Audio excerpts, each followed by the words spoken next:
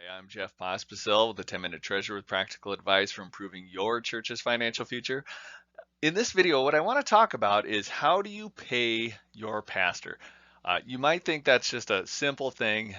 There's usually no taxes withheld, or there's sometimes other withholdings, but guess what? It gets messed up more often than you think. And usually people find out about the mistake when they're doing the W-2. So right after you've made the mistake for the whole year, then you find out you way overpaid or way underpaid your pastor, and then you have pain, significant pain, especially if you overpaid your pastor and you have to have that conversation.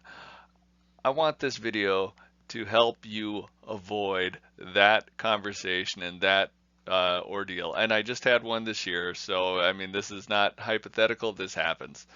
So So first things first, if you are a Dakota's United Methodist pastor, you should have a clergy compensation form that I emailed to you. Or maybe you got it from Leanna, but you should have one of these forms. A lot of other conferences have this, a lot of other denominations have something similar, and even if you're non-denominational, you should have, you should request, if you don't have one, a form that says, here's my salary and here's my withholdings from it. And that's basically what you want.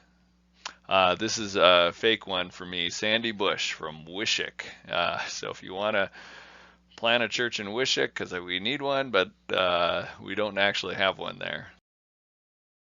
So the first part is the income part, and that's kind of straightforward. You have a base salary, um, and it's 59,085. There might be some other compensation. Sometimes they put a Social Security allowance or a health insurance allowance or something like that in there. There might be some other compensation coming to you, a cell phone allowance maybe. Anyway, that might be added to there. There's also the designated housing exclusion, and that's really only a tax thing. But I'm going to come back to that later because sometimes you have a mistake because of that. The next part is all the withholdings. Um, and for us in the Dakotas, you have health insurance and you have pension, and that's probably not uncommon for most pastors. So you take that base salary plus if you have any other income, and then you just subtract all these off. So you subtract the 4584 for the health insurance pastor share and the medical reimbursement account and the pension contribution of 2216, and that gives you your annual net pay, and then you just divide that by however many pay periods you have. Very similar also if your pastor happens to live in their own house. So this is another fake pastor, Josh Allen from Kyle United Methodist Church in Kyle, South Dakota. Again, if you want to plant a church in Kyle, I would love that. And base salary, and there they have a higher designated housing exclusion because they do have a house. And there's other expenses that maybe are not covered all the way, but you need to make sure they are. The housing exclusion helps you reduce your federal income tax.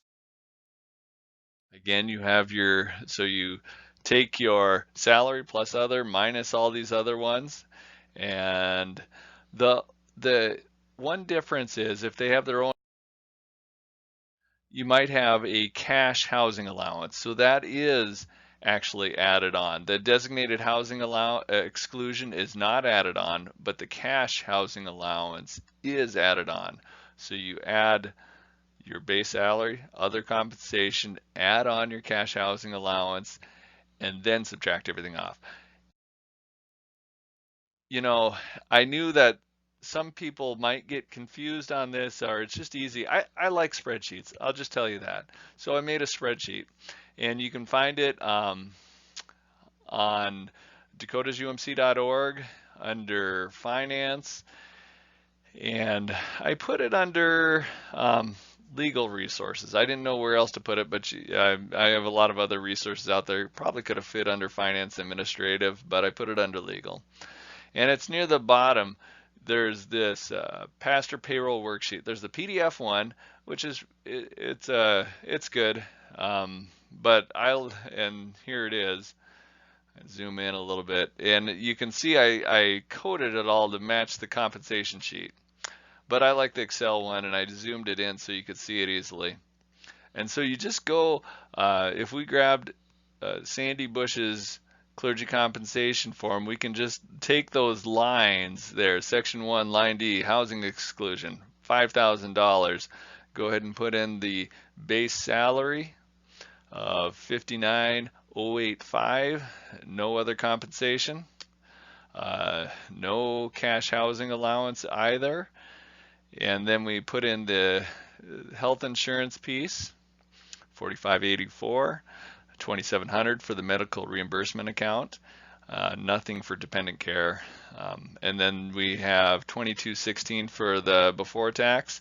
And then you see this gets you your net pay for the year, 49,585, and then divided by 24 gives you 2,066.04.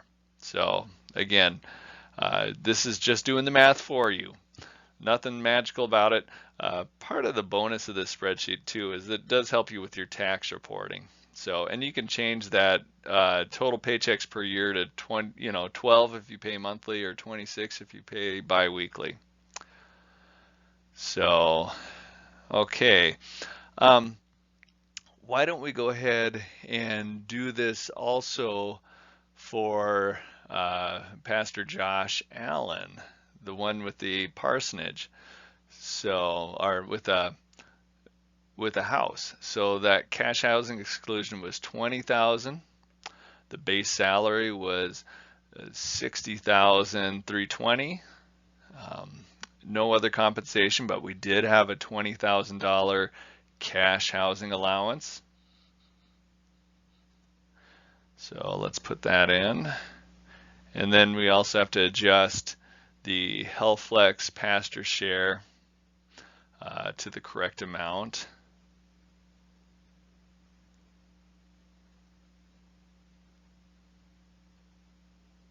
That's 5,100. No medical reimbursement account, $1,000 for dependent care account, nothing for before tax, but we do have a Roth of 2,410. So then that gives us the total amount paid to the pastor, because again, you add that cash housing allowance on there. That brings it up a little higher than even the base salary, but then you subtract those other parts off and you get 71,810. And again, you can adjust the total paychecks if you pay at a different, if you pay differently. So, and again, here's also then your tax stuff for that.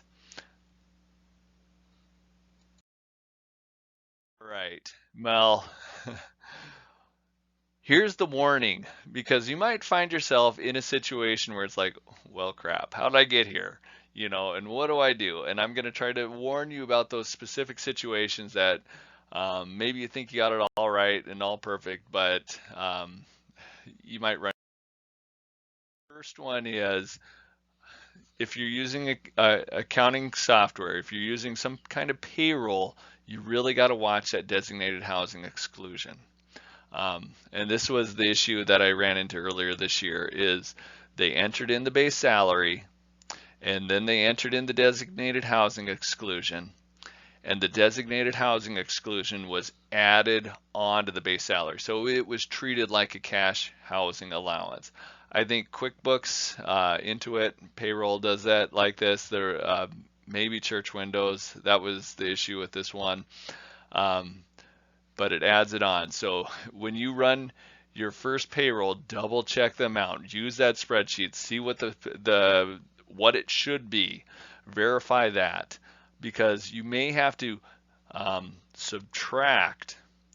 Go ahead and subtract that amount. Manually change that base salary down by the amount of the designated housing exclusion to 54,085 in this case, and then put in 5,000. That's what we have to do with the QuickBooks, and you may have to do the same. And then the next one is, this is just a warning, you never withhold Social Security or Medicare from the pastor's paycheck. If, again, watch it when you run it in payroll, if it's trying to withhold that, otherwise, but watch that. If it's trying to withhold that, then you have a mistake somewhere. You need to exempt them from Social Security and Medicare. Some pastors have federal income tax withheld, but most don't. So that's the end. Again, hopefully this helps you. You can find more information at www.dakotasumc.org or the Foundation's website at dakotasumf.org. And again, this is all about connection, mission, and Jesus. You know, we want to be connected like family in this wonderful mission and powerful mission of making disciples of Jesus Christ for the transformation of the world. All right. We'll see you next time.